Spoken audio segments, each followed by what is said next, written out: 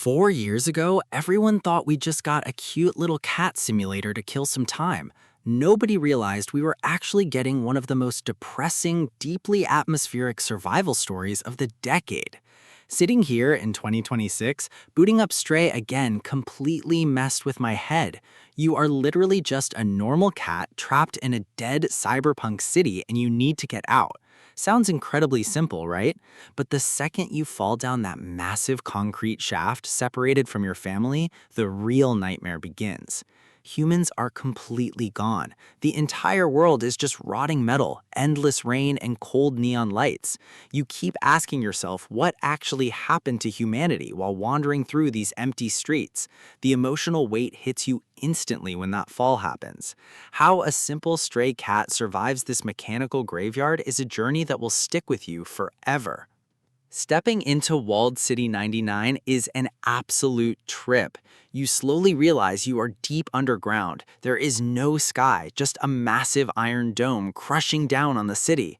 The robots here act exactly like humans. They wear clothes, they shiver in the cold, and they even try to drink tea. They call themselves companions, and they have completely forgotten that the outside world even exists. When you first show up, they are terrified of you. They have not seen an organic living creature in centuries. You are essentially an alien to them. Soon enough, you find a tiny drone named B12. This little guy becomes your absolute lifeline down there. Since you are a cat, you cannot understand the robotic language, but B12 translates everything for you. It hacks doors, gives you directions, and basically keeps you alive. But there's a massive dark secret hiding inside that drone. As you collect B12's lost memories, the horrifying truth about Walled City 99 slowly starts to unravel. It makes you question everything you're doing. Playing as a cat feels insanely natural. The controls and mechanics are built with so much respect for how an actual feline moves. You can scratch carpets, knock glasses off tables just to be a jerk, sleep on cozy sofas, and rub against the robot's legs. The animation team clearly spent hundreds of hours studying real cats because every little stretch and ear flick is perfect. You can even press a dedicated button just to meow, which actually triggers responses from the robots and the environment. But the platforming is not free roaming. You can't just jump anywhere you want. A small button prompt appears on the screen and you only jump when it's locked on. At first, this feels a bit restrictive, but as you keep playing, it actually makes total sense. Cats don't just leap blindly, they calculate their jumps and land with absolute precision. This system keeps the momentum going perfectly as you dash across narrow pipes, AC units, and rusty balconies without constantly falling to your death. The verticality in the level design forces you to look up and plan your routes exactly like an animal would. The flow is incredibly smooth and never breaks your immersion. You might think a cat game has zero action, but the chase sequences will leave you sweating. You do not have guns or swords. You are completely defenseless. The main threat comes from these disgusting little flesh-eating bugs called zerks. One or two are fine, but they swarm you by the hundreds. If they jump on you, they weigh you down, and if you do not shake them off fast enough, you are dead. Escaping them is pure panic. You're sprinting through narrow alleys and sliding under fences with your heart pounding out of your chest. There's this one chapter called The Sewers that turns the entire experience into straight-up survival horror. Giant, fleshy eyeballs watch you from the dark, while thousands of zerks chase you down tight corridors. The walls are covered in this nasty organic growth that pulses as you run past. You have zero weapons, and all you can do is run for your life. The adrenaline rush is absolutely insane. Eventually, B12 gets a UV light upgrade that can actually pop the zerks, but you have to manage it carefully because the light overheats in seconds. It's a brilliant way to add tension without turning the game into a generic shooter. Then you run into the Sentinels. These are heavily armed security drones controlled by the oppressive robotic police force, and they completely change the pace of the game.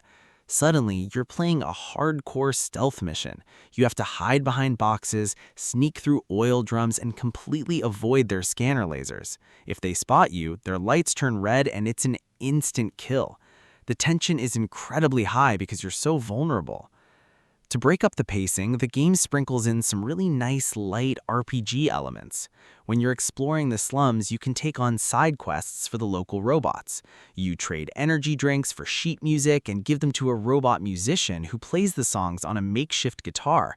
You can actually curl up next to him and sleep while he plays, and the controller purrs in your hands. It's one of the most relaxing moments I've ever experienced in gaming.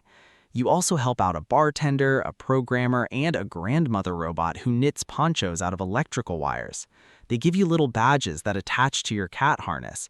It's a tiny detail, but it feels so rewarding to see your progress displayed on your character. Walking into Midtown later in the game feels like stepping directly into a sci-fi movie. The neon signs, holograms, clothing stores, and underground clubs are beautiful.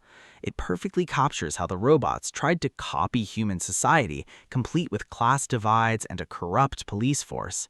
This is where you meet characters like Clementine and Momo who are desperately trying to escape the city just like you. You really start to care about them. They're made of metal, but their emotions feel incredibly real. Sneaking into the Nico Corporation factory with Clementine is easily one of the best missions. Using your tiny size to hide inside moving cardboard boxes to bypass the sentinels is so satisfying. There's even a prison break sequence where you have to rescue your friends, sneaking past laser grids and shutting down security systems. By this point, you completely forget you're just playing as a cat.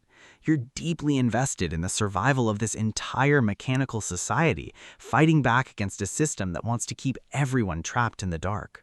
Looking at the visuals in 2026, this game has aged flawlessly.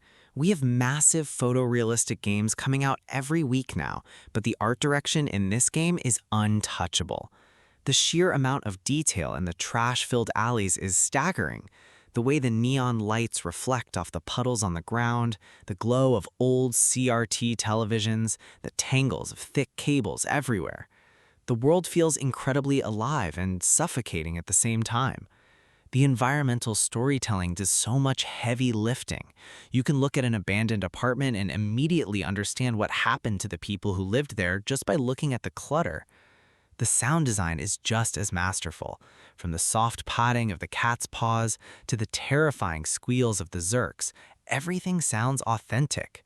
The soundtrack is heavily driven by electronic synth waves that perfectly match the depressing, atmospheric vibe. I constantly found myself just stopping the game to listen to the music.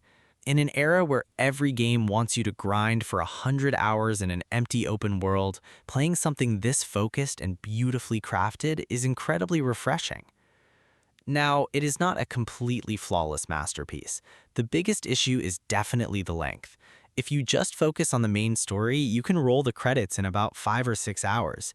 Even if you explore every single corner and do all the side quests, it maxes out at around 8 hours. Once you finish it, there is really no reason to play it again, unless you want to do a speedrun or grab the Platinum Trophy.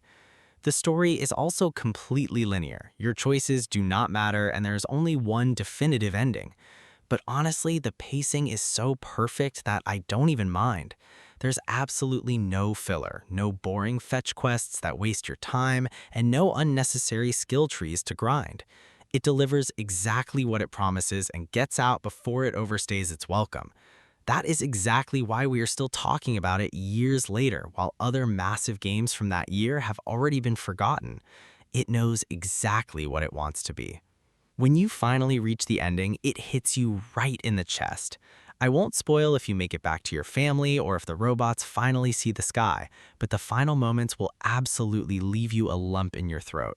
It leaves you staring at the screen, letting the credits roll, just processing everything you experienced. The sacrifice that has to be made for freedom is incredibly well executed. It feels exactly like walking out of a brilliant movie.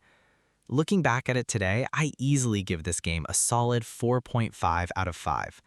Every single minute is engaging. The only reason it misses a perfect score is that I just wanted a little bit more of it. If you somehow missed out on this experience over the last few years, you owe it to yourself to play it immediately. It's an absolute classic. If you enjoyed this breakdown, make sure to drop a like and subscribe to the channel for more reviews. Let me know down in the comments if you ever played this one and what you thought of that ending. I read all of them. Share this with a friend who needs a good game to play, and I will catch you in the next one.